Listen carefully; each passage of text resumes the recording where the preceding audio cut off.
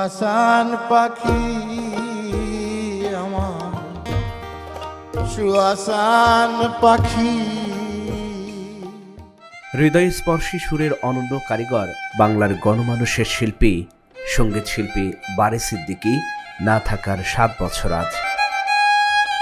2017 সালের 24 নভেম্বর পরিবার, বন্ধু স্বজন সহ অসংখ্য ভক্ত অনুরাগীদের কাঁদিয়ে সাড়া দেন মহাকালের ডাকে।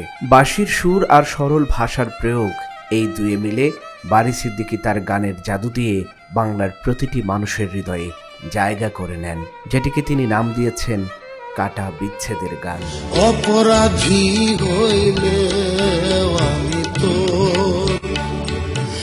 তার পুরো নাম আব্দুল বারী সিদ্দিকী। তিনি 1954 সালের 15 নভেম্বর বাংলাদেশের নেত্রকোনায় জন্মগ্রহণ করেন। শৈশবেই পরিবারের কাছে গান শেখায় হাতেখড়ি। পরে 90-এর দশকে পুনেতে গিয়ে পণ্ডিত ভিজি কার্নাডের কাছে গানের তালিম শেষে দেশে ফিরে লোকগীতির সঙ্গে ধ্রুপদী সঙ্গীতের সম্মিলন ঘটান।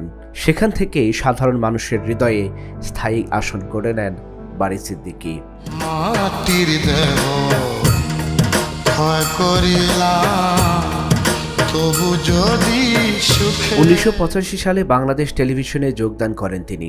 বারী সিদ্দিকী বাংলাদেশ টেলিভিশনে সঙ্গীত পরিচালক ও মুখ্য বাদ্যযন্ত্র শিল্পী হিসেবে কর্মরত ছিলেন। 1986 সালে বারী সিদ্দিকী বিবাহ বন্ধনে আবদ্ধ হন ফরিদা ইয়াসমিনের সঙ্গে। 1995 সালে বিটিভির এক অনুষ্ঠানে প্রথম গান করেন বারী সিদ্দিকী। এরপরই হুমায়ূন আহমেদ তাকে শ্রাবণ মেঘের দিন চলচ্চিত্রে গান গাইতে বলেন।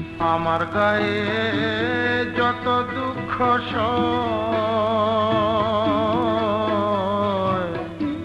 বন্ধুয়ারে কর তোমার মনে। এরপর আর পেছনে ফিরে তাকাতে হয়নি তাকে।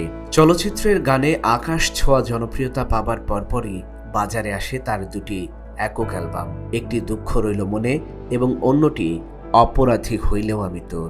দুটি অ্যালবামই লুফে নেন শ্রোতারা।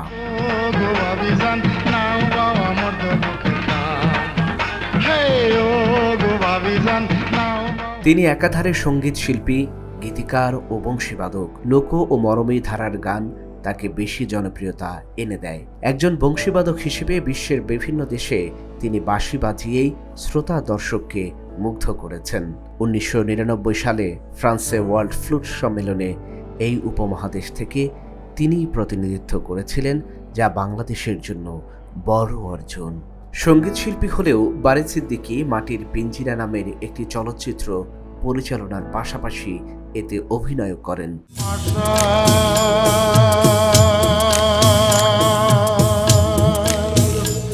বারী সিদ্দিকীর জনপ্রিয় গানগুলোর মধ্যে সুয়াচান পাখি, পুবালি বাতাসে, আমার গায়ে যত দুঃখ সয়, ওলো ভাবিজান, মানুষ ধরো মানুষ ভজ, মাটির দেহ, অপরাধী হইলেও আমি তোর অন্যতম।